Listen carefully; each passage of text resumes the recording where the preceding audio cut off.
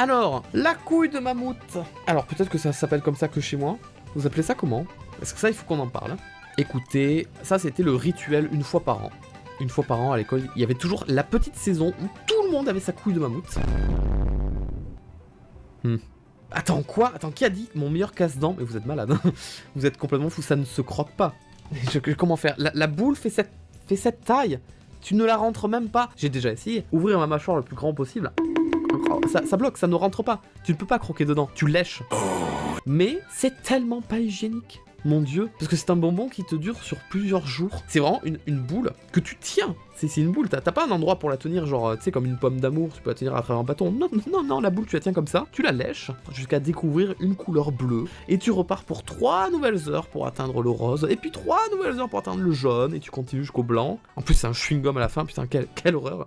Et en fait, tu te dis, bah, c'était cool, mais du coup, t'as fait un creux, t'as fait un cratère dans ta planète, c'est cool, mais t'as tout le reste. Bah, il faut que tu attaques l'autre côté, donc tu essaies de prendre comme ça, mais y a pas un bon appui, donc tu fais quoi? Et tu mets le pouce à l'intérieur, et tu tiens comme ça, et tu lèches.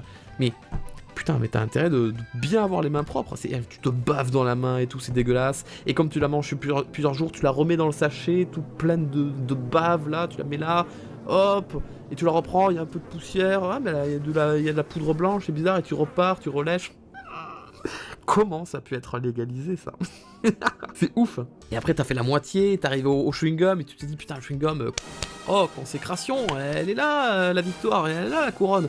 Alors tu croques dans le chewing-gum, et tu manges, et tu te dis, bah ouais, bah en fait, Balek, c'est juste un chewing-gum, il a pas de goût. Mais tu continues à lécher, parce qu'il faut finir la boule. Allez, le chewing-gum dans un coin de la bouche. Et vraiment, tu te mets le chewing-gum là-haut, là, coincé dans la gencive, et tu continues à lécher. Et au bout d'un moment, t'oublies que t'as un chewing-gum, et tu dis, ah, c'est vrai, ouais, toujours pas de goût. Alors du coup, le chewing-gum, tu en fais quoi du chewing-gum? T'as la flemme de te lever, t'es dans ton lit, ou t'es devant le canapé, enfin devant la télé, t'as pas envie d'aller jeter le chewing-gum à la poubelle, tu mets pas un chewing-gum dans ta poche. Non, le chewing-gum tu le prends, tu le mets dans la boule, là où tu mettais ton pouce, tu l'étales là-dedans et tu diras, ben je reviendrai plus tard, de toute façon c'est ma bouche, personne l'a touché, et tu... Oh non. Allez, la couille de... Mais j'étais jeune, hein. C'est Bof Balek. Mais ça ira au-dessus des autres, parce que quand même c'est une drôle d'expérience. Ils en ont fait plus tard après des quilles, hein, je me souviens des quilles. C'est exactement pareil, hein, t'étais là, tu suçais de ouf, mais... Ce live est pas bien. Ce soir je me lâche un peu, je m'en excuse, je vais essayer d'en faire moins. Non, en fait ça s'appelle pas une quille de mammouth, ça s'appelle, je sais pas, une quille, tout court. Je sais pas. Oh putain, j'ai une révélation. Mais d'un côté on a les boules de mammouth.